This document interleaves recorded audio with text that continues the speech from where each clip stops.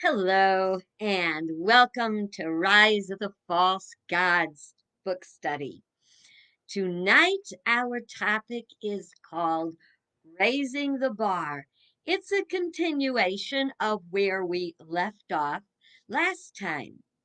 Now, if this is your first time watching one of the videos on Rise of the False Gods, it's about a book that I wrote called Rise of the False Gods Transformation Through Illumination. And it's about our ability to rise above the challenges we face in the world so we don't keep repeating them. So it's about our lives. It's about the lives of our friends and family and the entire globe that we live on and all who live on it with us. If you want to catch the videos from the very first one, you can go to YouTube and search Rise of the False Gods, Alicia Leslie, and that will bring you to it. So, again, thank you for joining me. And please know that your comments and questions are welcome. I may not see them till after we've spoken. If I do, I'll try to comment on them as they come up or anything, but it's not always possible for me to do that. So let's begin. For those of you that are following in the, excuse me, I knew Tishy'd come out to join us. For those of you who are following in the print version, it's page 186, the last paragraph on the page. Now, to refresh you, and I'm going to do my best to hold this up so that you can see it. Okay, and what we have here, the highlighted area at the top is the superconscious mind, what we would call the mind of God. And in the on the very bottom is called the subconscious mind, and that is total unknowing. So we have all knowing to unknowing. Our goal is to lift our consciousness up to the upper levels. Let me go back to that one more time. One moment. I'm so sorry. I didn't bring my little water with me. All right. So if we go down now and we see that the upper two boxes or quadrants are our spiritual consciousness, and the lower two boxes are the carnal consciousness. And that is called lower mind. So it's higher mind and lower mind. And the higher is intuitive sensing. And we'll talk about that in a second. I try to make this straight and I just can't backwards. Okay, and the lower two are human thinking and human emotions. Feelings are emotions. So if we think about the higher, the intuitive, that's where we get these thoughts, connective feelings. Sometimes it happens in prayer. Sometimes it happens out of the blue where we get this divine idea, a great insight, the aha. And the sensing part is something we feel. We feel, if you pay attention to this and work on lifting yourself up, we feel truth. We can feel it on a vibrational level. Now, the higher consciousness, the higher the consciousness, the higher vibration. So as we lower our vibration more and more into the carnal or human nature, it gets lower and lower, and we become drawn more and more to give the attention and to live in the consciousness of the lower self. And it is quite the workout to try to lift our consciousness and stay there. Okay, so now I'm going to read. The area above the quadrants, the superconscious, is all knowing. That would be enlightenment. So imagine that if we're in the darkest, pitch black room, just can't see anything, and slowly, as you lift yourself up, it gets a little lighter and a little lighter and a little lighter, and then it gets lighter all the way to the higher consciousness, which is clear. Okay, the quadrants are areas we know of and have the ability to move through. This example applies to individuals, groups, cultures, all the way to the collective consciousness of all the beings on planet Earth. Some people call that the Oversoul. To raise the bar for all, we must begin by raising the bar for ourselves. You know, sometimes we feel like we're the only person in the world that is awake, that knows what's going on. We feel like we have to save the world on our own, but this is where we have to know that God is greater. No matter what our personal, familial, financial, political stress that we're in, we have to know God, which is all good, is greater despite any appearance.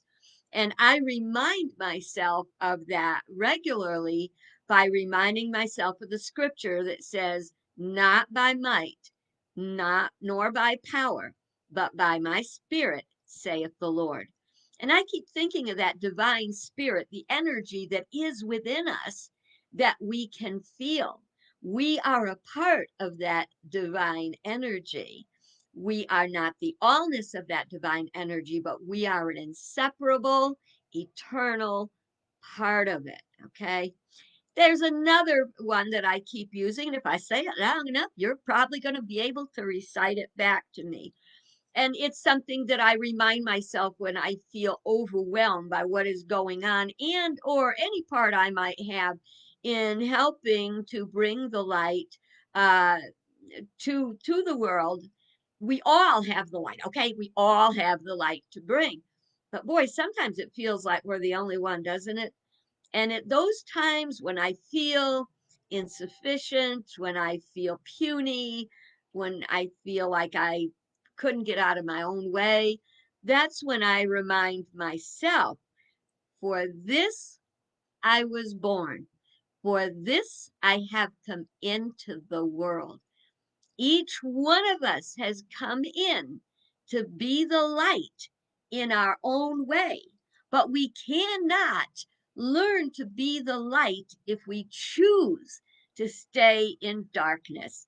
Yes, it is way easier to stay in darkness than to lift ourselves into the light.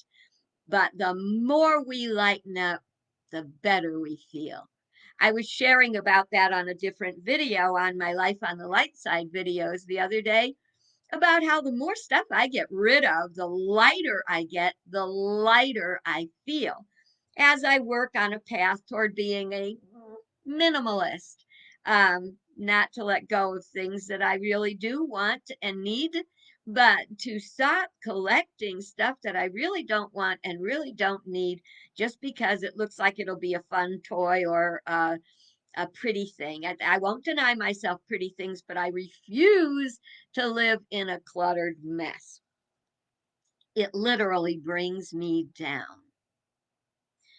When we are in the lower or carnal quadrants, we are being ruled by our human mind, by our very, what they call the mind of the flesh, by our animal nature. You know, folks, I know you probably don't want to hear it, but we are animals, okay? That's what we are, because there are the kingdoms: animal, vegetable, mineral. So we are therefore in the animal kingdom. We are living. What is it that Jesus said? I am in the world, but I am not of the world. Before we have a spiritual awakening and understand that we're spiritual beings, we do tend to be in and of the world. That is the world to us, and there is nothing else. As we grow and mature and turn our attention to something higher, we get to know that there is more than we see, more than we know. Okay. Uh, in our day to day lives, without practice, it can be very difficult to rise above the lower mind. It's like the pull of gravity. You know, I know I've said that before. It's like the pull of gravity. The pull of the lower nature is strong. We must strive to rise above it if we are to escape its influence. Did you know that a rocket uses up most of its fuel just to get out of the gravitational pull of the Earth? And that's a fact. And that's what we all have to do. We have to rise above it, and it takes that energy. But once we break it, we are free. Takes very little to nudge ourselves in the right direction. Regular spiritual practice provides the strength and discernment to do this. A great start is, and I know you probably say, I know what she's going to say, I know what she's going to say. Yes, I'm going to say prayer and meditation. This isn't as daunting. I know some people say, oh God, I don't know how to do that. I don't want to do it. Prayer and meditation is really very simple. And like any other baby step, we can begin with just a little step and move ourselves up as we go along. If you start to have a daily spiritual practice, even if it starts at 5 minutes a day, and then you can move it up to be more, as much time as you wish to spend, you're going to find it becomes your favorite part of the day. Later on, I've got a section on my prayer time and how I develop that and how I use it, and that might take you a little make it a little more understood. Uh, the critical factor is to establish it as a daily practice. To establish it. Number one, I do it because I like it. Number two, I do it because it's the way I start my day. It's like having a good meal before a busy day. I have a good spiritual meal. I nourish myself so I can be sustained whatever the day is bringing.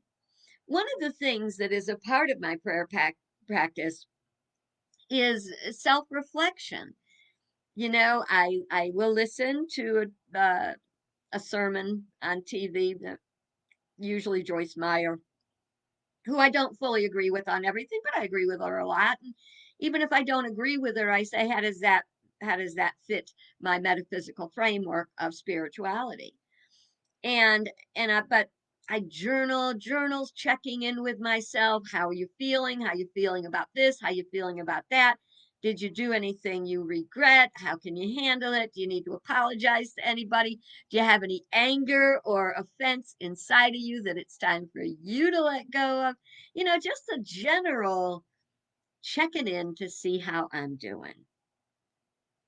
Now, throughout this, someone had pointed this out to me, which is why I included it in the book. Throughout the book, you'll notice I use the terms higher or upper and lower when I speak of states of consciousness. In our metaphysical practices, as we strive to understand God, heaven, hell, earth, metaphysics, the whole thing, we use frameworks.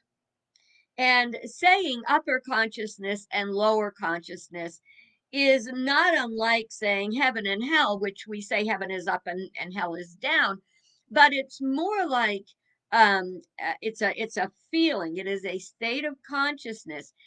And if you can match your state of consciousness even to your physical responses, if you are down, if you go to work and there's a big project you don't want to work on, and you feel yourself go, ugh, or you wake up and your mate or your kids are in a bad mood and and you feel down, you literally your body drops down.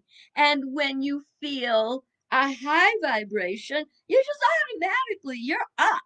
And that's what we want to remember, that this is the higher and the lower, and vibrationally, it's absolutely valid, because there's higher vibrations and there's lower vibrations. The lower the vibration, and when we talk about substance, that the things like my couch, that they are molecules that are actually in motion, but they're very, very dense. Just talk to a scientist about this because I'm not an expert in that field, but it's about physics. And yet the air is very light. And if the air had too much moisture in it, it would be heavy and oppressive if it were hot. So do you see the connection? Make the connection between the high energy, high vibration and the lower. Think about water. Water, you have ice. Ice is dense. And then if that ice is thawed, it is water, and water is much more flexible, unless, of course, you're doing a belly flop, in which case that water doesn't feel flexible at all. If you never did a belly flop, you don't want to do that. And then we have the higher consciousness, which would be represented like mist. Now, I'm not saying steam like when you're boiling water because that's hot and forceful. I'm thinking of mist, like clouds. Clouds, it's the mist is elevated. So think about the vibrational level when I say high and low. It's not like good or bad. Even if you're in your lower consciousness, that doesn't make you bad. It makes you down, and your goal is to get up. Okay. I continue with this vein saying it's all about spirit. Our body is our vehicle that we use to move through life. It is how we are able to be co creators with God. Now, if we think about, consider an automobile, okay? Everybody got a car. But we should not be driving that car if we are impaired, nor should we be making important decisions if we are impaired. We should not be getting married impaired, or we should not be buying something when we are impaired, especially if a salesperson has gotten us out of our intelligent mind by telling us how much we need this thing and we got to have it, just here, hold it in your hand, because once someone holds it in their hand, if they started to want it, they really want it when it's in their hand. So when you go somewhere, the salesman tells you, "Oh yeah, you're gonna feel how light it is, feel how whatever." Better watch out, because that's your second step, knowing you're gonna be putting out your money for that very shortly. Now, here's my dear Tish, who has again come to join us for a couple of minutes, and I love her. But you know what? I'm not gonna let her drive my car. How often do we let others drive our moods, drive our day? When we lift the bar, thinking about lifting the bar of consciousness and freeing ourselves from perceived limitations. Okay, I want to be in the driver's seat of my life. I want my body and mind to work with me in agreement. Imagine what it would be like if you had to push your car everywhere. That wouldn't be very good. So you cannot force change. You can make room for it. You can move toward it with your baby steps. But if you try to force it, it's just not going to happen. Instead of forcing our will on our lower self, we only need to train it by bringing it into the light. There we go back for a minute to the prayer and inspiration, where we lift ourselves up as we bring ourselves away from the thoughts and the feelings and the actions of this world, of our concerns. And we go into our prayer time and we are coming into the light. And the more we become familiar with being in the light, the lighter we will feel, and the more easily we will be able to get there. it rids us, lifting ourselves up rids us of uh, what am I thinking of? Deception, addiction, bad habits, being controlled by our emotions. That's a big one for me. And it's really hard. But I have to learn that mm, they're only emotions. I have to lift myself up to the sensing quadrants to feel the energy of God that is all good. And we all do have those feelings. We just want to have more of them. We want to live in them. If you have you ever left a dirty pot on the stove? Well, you know I got my clean sink rule. Never leave dirty dishes in the sink. But in the past, I certainly have. That I have left a pot, even during the course of the day, if I made something and left it on the counter and came back to it later, what happens? And I would like to use the example of cream of wheat. Now, do you ever like to eat cream of wheat? I go through phases where I have that every day for weeks on end. Strangely, it still doesn't satisfy me. I just can't get to that thing. I don't know how somebody can say, "Oh, I'm full. I had a big bowl of cereal." Nah, I'd rather have a big plate of spaghetti, frankly, and lighten up as the course of the day goes on. Anyway, but when you make cream of wheat, if you serve it and leave that dish on the counter, oh my stars. Have you ever tried to clean a dried on pot from cream of wheat? You just have to scrub and scrub and scrub. Well, that's the same thing. If we try to have enlightenment and we don't attend to it on a regular basis, then we have to scrub and scrub and scrub to change. Now, there's a second alternative, and that is putting water in the pot. When you see the stuff is caked on, don't go try to scrub it, scrub it, scrub it. Just fill it with hot water with a little bit of soap in it and let it sit and soften up. So it will be easier to clean. Still won't be easy, but it'll be easier. And of course, the preferred method is to put the cereal, put the cream of wheat into a bowl and immediately fill the pot with hot water and a little bit of soap. And by the time you're done with your breakfast, that pot's going to be ready to clean right up. And I always make sure too when you pour, you pour the cream of wheat out into the bowl, there'll be a little bit left on the lip of the pot. Oh, when you're filling that pot of the water, you rinse that edge so that it's not stuck anywhere. Makes it totally easier. And that's the same thing with our spiritual life. We don't want to just let it go and attend to it someday, tomorrow, maybe later.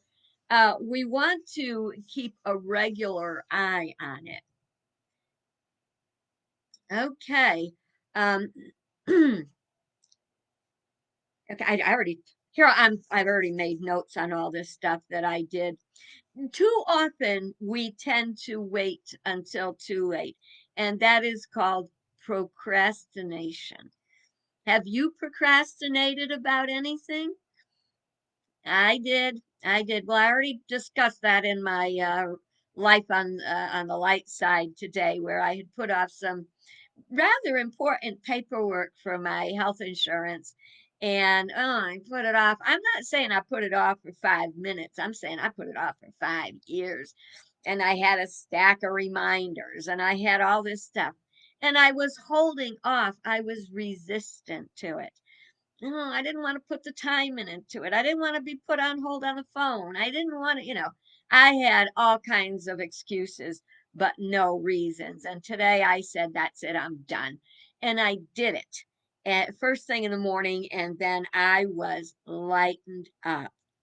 We don't want to get to the point where our life gets out of control when we run off track, because when we have challenging times like we're experiencing now in our daily lives with COVID and excuse me, political issues and stuff like that, financial challenges, we're not going to be ready. It's like when a couple is having a baby, the smartest thing to do is to go for the classes to learn how to deliver that baby, to prepare yourself to deliver the baby, to stay healthy, to do your walking, which will all help with the delivery.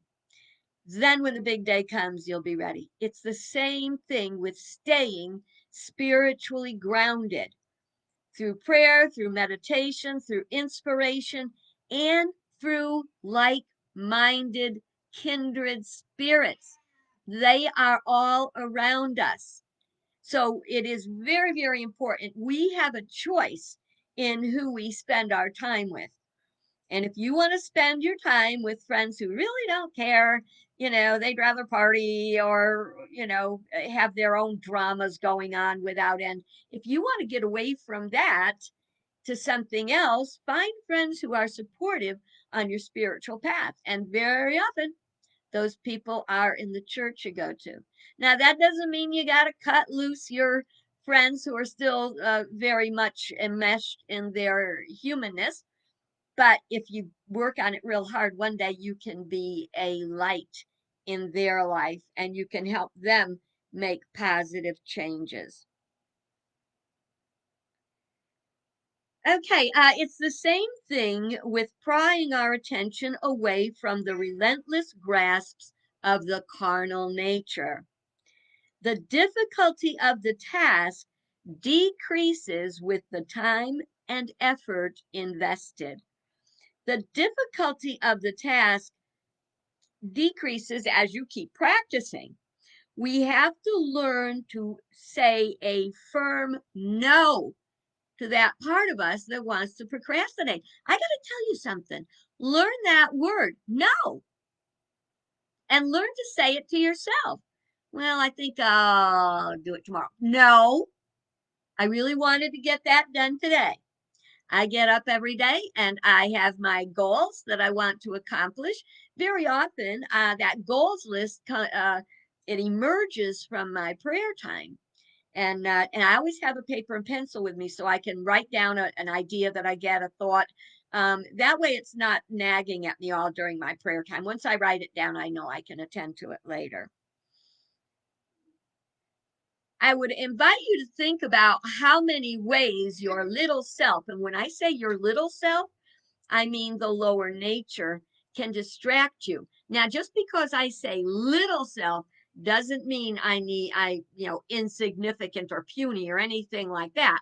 For being the immature part of our being, sometimes that little self is a very powerful and demanding um, uh, powerful source that we have to deal with. Okay, it's a distraction. Okay. Um, so always take time to pray, even if you feel you don't have time. Charles Fillmore, co-founder of Unity, said that he always figured the more he had on his plate, the more things he had to do, the more important it was and the more time he had to take in prayer. Now that is what's called uncommon thinking.